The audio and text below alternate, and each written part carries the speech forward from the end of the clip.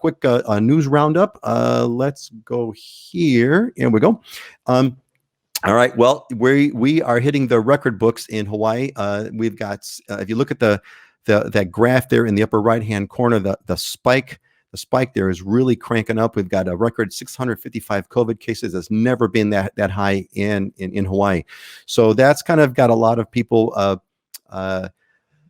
How shall I say? There's a lot of hand wringing, and justifiably so, per se. The hospitalizations are also spiking. There is a concern. I'm glad to see, if you look over here at the bottom right hand graph has fatalities. Those have not yet followed, so that's good. But those are trailing indicators as well. So we'll see what happens, and I hope we get through this period without too many fatalities. But what is possibly happening is the vax exemption may be going bye-bye. So there's some talk about they may, right now, if you're vaccinated, if you're from the U.S. mainland and you're vaccinated, you can skip quarantine. There are some discussions about taking away that vaccine exemption. So we'll see. It's still clean right now, but this may be changing. So there are signs on the horizon that stuff is kind of changing. We'll see. But just to kind of, we've always tried to give you folks the heads up, right? If you kind of followed us every week, you kind of see a lot of things that we talk about week after week, it kind of starts to come through. We'll see if this one is going to be one of them. Maui is clamping down on vacation rentals. So there's been and I want to hear what Heidi's going to say about this, but basically the mayor of Maui has made an agreement with with Airbnbs and things of that nature, where basically if your property's tax map key, that's like the ID, the serial number, if you will, of your property, if it's not registered with a legal vacation rental, the Airbnbs and VRBOs of the world will not list your property. I think it's personally, my personal opinion, I think it's a good move. We've got to follow the law. Oahu is clamping down on Turos. Apparently what's going on, the Turo thing is really hilarious. There's a bunch of people that have been, the story was that there was one individual who had like a dozen Jeeps, and he was parking a dozen Jeeps on his residential street for Turo. That's illegal. You can't do that. You can have a Turo, but you have to use your own property, your own driveway. You can't store the cars that you own and rent out on Turo on the residential. So there's the bottom line is there's a lot of clamping down going on. That's kind of what's happening. The industry overall, people are clamping down. The tourism rush has got many people alarmed. We were used to things being quiet and calm, and now there's where we feel like we're being overloaded with tourists. And there is a pushback, and that you're seeing the pushback, the vacation rentals, the Turos, and things of that nature. So that's the quick news. We had a couple of things pop in real fast. So one question that came in from Tom Kerr popped this in, and Tom, I put your little line up there. Let me make everybody go. Here we go. So Tom had sent this question earlier, thanks via the online forum. Thanks, Tom. And he wants to know about the brush fires on the Big Island. So Dylan, there's been some stories on brush fires, some of the biggest ones, if I'm not mistaken. What can you tell us about what's going on the Big Island with those brush fires, Dylan? Well, right now, not that much. I think this pretty much died down, but I mean, it was huge. It was 40,000 acres that burned up in the central part of the island. So there was definitely some concern. They evacuated Waikoloa Village for a short period of time and then canceled it. So it wasn't even 24 hours and the residents could come back. But I actually drove by the fires on Saturday last weekend because my brother's boy had a graduation party. So we were going to Waimea. So I live on the kind of southeast side, and we had to drive across towards Waimea, and we could see it in the distance, and there was really heavy smoke. So it's pretty much just grasslands. There were a couple of homes that were burned, but luckily the larger population centers weren't affected. And it's not uncommon. I mean, once a year or so we get those. There's really dry areas with grasslands up in the central part of the island, and lightning will start them. Somebody throwing a cigarette out the window will start them. But there's a lot of fire breaks that are already, over the years that have been built in, and they deal with them pretty well. So luckily, I think the worst of it was spared. But it's definitely a lot of smoke last week. I mean, even where I live, depending on which way the wind was blowing, you could smell smoke, and I'm like, an hour drive away from where the fires were. So are you leeward of where the fires were? Not, in other words, the trade winds would the trains would carry smoke past you folks, or how do you stand in relation to wind direction? Yeah, we're on the southwest of it. So if the winds were blowing southwesterly, then we could smell it. Because it was funny, you know, my brother lives in Waimea, which is just kind of north of where the fires were, and you could actually see them from his house. He could look out into the distance and see them out in the plains, but no smoke because, you know, the wind's blowing the other way in the cross direction towards us. The trades are blowing from out of the northeast to the southwest, and so he's north and he doesn't see it. Yeah, interesting. Very cool. Let's see. We got a couple of comments over here real fast. Let me see.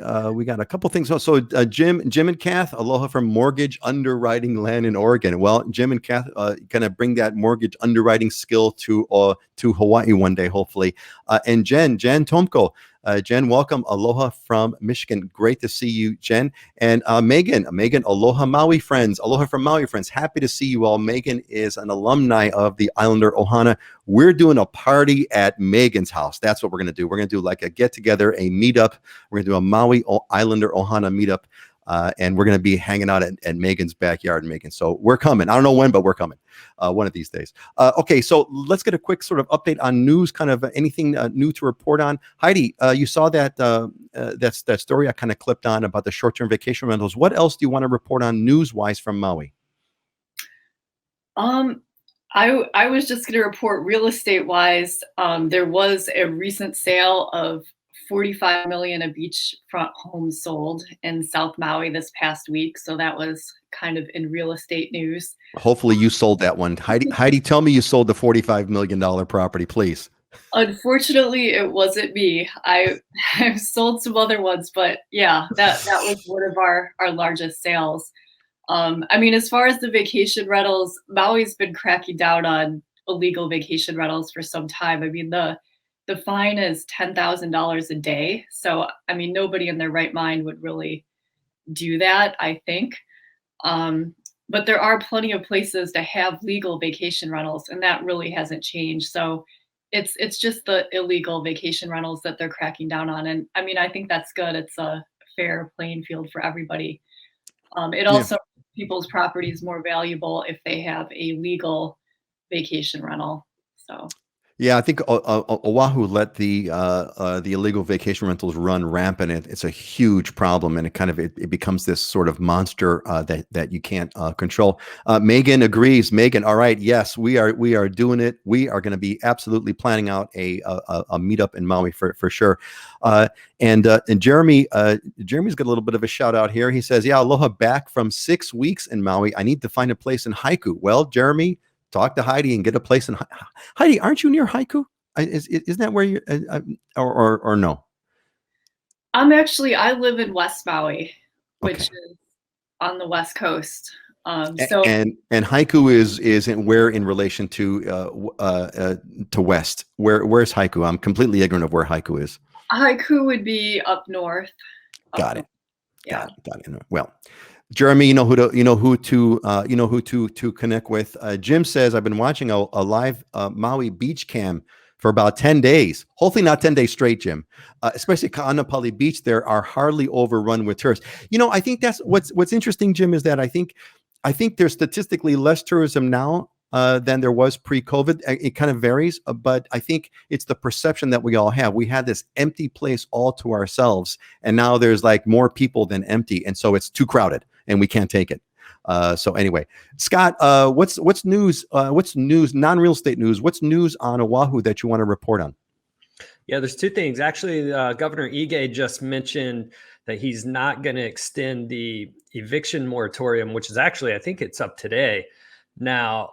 But the process for that is I guess if homeowners start to give out eviction notices, then you have to go through this kind of mediation component. So this is going to drag out for a while, and it's kind of interesting to see.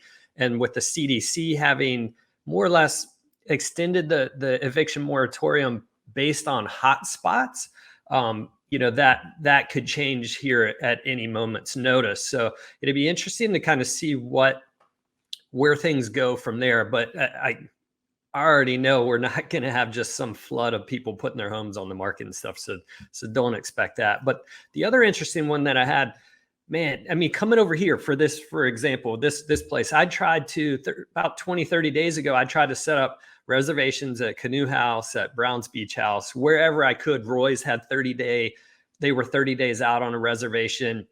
I couldn't get any. And I went out on to dinner the other night on Oahu, and I was talking to the guy. I was sitting at the bar talking to the guy, and he said they had shut down during COVID. And he said he enjoyed it because he was getting paid $6,000 a month, 72 grand a year to stay at home with the kids. And I was like, oh man, like, okay, why go back to work? And when I was talking with my family at the seafood bar, we've got guys working, 70, 80 hours a week right now because we can't get the employees to come in. So the restaurant situation and trying to go out to dinner and that service-side industry is just totally screwed up right now.